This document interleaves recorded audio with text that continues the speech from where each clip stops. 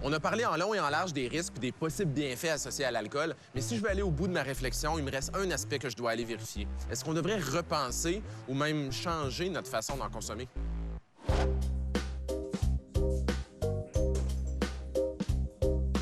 Hey, salut Jean-Sébastien. Salut, Ça va bien? ça va toi? Ben oui, certain. Toi, t'es spécialisé dans la consommation de drogue et d'alcool, surtout chez les jeunes, c'est ça? C'est ça. Moi, là, je pense que j'ai un problème d'alcool.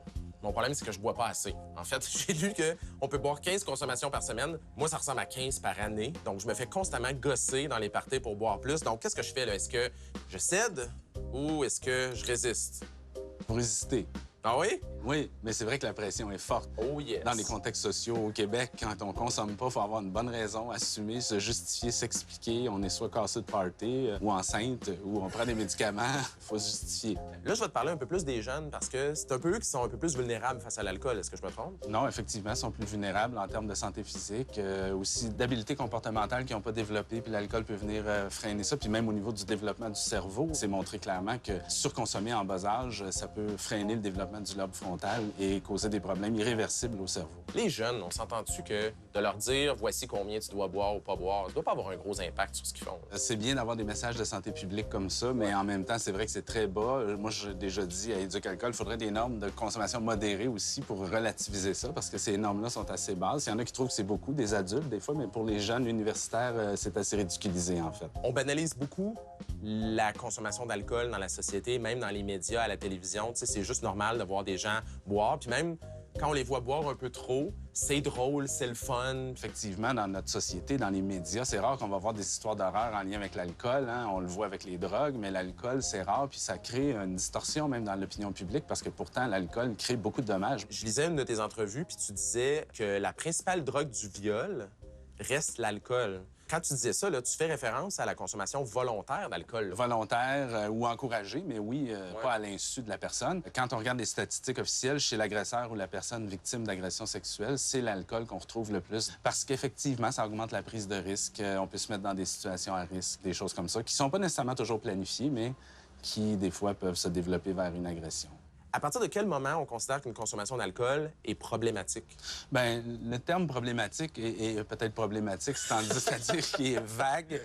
Dans le fond, ça peut être une consommation fréquente, abusive, des grandes quantités, mais aussi, c'est les conséquences psychosociales. Donc, de souffrir de sa consommation ou de faire souffrir. Donc, théoriquement, une personne pourrait être à l'intérieur de l'intervalle permis là, de consommation, mais il pourrait quand même avoir un problème de consommation. Oui, puis en fait, il y a des gens qui boivent beaucoup en volume, mais qui ont moins de problèmes que d'autres qui consomment pas souvent. Mais quand ils consomment, c'est la cuite, la défonce, le calage, la violence, etc., etc. Donc, c'est aussi ça qui montre que le rapport entre le profil de consommation puis les conséquences, il est pas direct. Là, il faut que je m'en aille tourner la conclusion de l'épisode. Je vais être honnête avec toi, là, je sais pas encore qu'est-ce que je vais dire sérieusement parce que, dans le fond, on sait qu'il y a des risques associés à l'alcool, on les connaît quand même bien. En même temps, on veut pas dire aux gens consommez pas d'alcool parce que c'est irréaliste.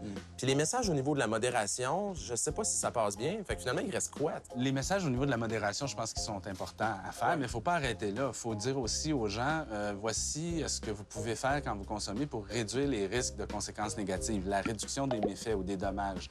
Par exemple, boire un verre d'eau en alternance avec un verre d'alcool ou manger en même temps qu'on consomme de l'alcool ou boire plus lentement, c'est des choses qui sont soutenues par la science qui réduisent les conséquences négatives. J'aime ça, c'est pas moralisateur de dire ça. C'est pas moralisateur, ça prend acte du fait que la consommation de substances, ça existe, ça va toujours exister, puis il vaut mieux accompagner, aider, soutenir les gens. De toute façon, ils vont le faire. La prise de risque, ça fait partie de la vie. Sinon, mettez-nous dans un cimetière. C'est bon, j'ai pas envie d'aller au cimetière, moi non plus, fait que je vais pas aller trop fort là-dessus. Hey, merci beaucoup. Merci à toi. La question de départ que je me suis posée, c'est qu'est-ce que c'est le véritable impact de l'alcool sur la santé? Ce qu'on s'aperçoit, c'est que selon votre consommation d'alcool, vous allez vous retrouver dans deux catégories. Premièrement, si votre consommation est raisonnable, bien, vous allez en retirer aucun avantage ou aucun inconvénient, probablement comme la plupart des gens. Si votre consommation, par contre, est trop élevée, bien là, vous allez être seulement dans la zone de risque et c'est là qu'on doit faire un changement. Pour ce qui est d'une consommation où on retirerait seulement des bienfaits reliés à l'alcool, mais sans jamais être exposé au risque, ça me semble une zone qui est tellement mince qu'elle n'est pas très réaliste. Donc, aussi bien dire qu'elle n'existe pas. Là, on s'entend, le but, c'est pas de dire qu'on ne devrait pas consommer d'alcool. Au contraire, boire de l'alcool, ça peut être pas mal le fun. Puis comme on a vu, c'est très possible d'en consommer intelligemment. Aïe, aïe, j'ai mal à la tête. Tu m'as pas laissé conduire hier, hein? Non, monsieur. Vieux, j'ai-tu fait des niaiseries? Eh bien... Ah non, dis-moi pas que j'ai texté la femme chat.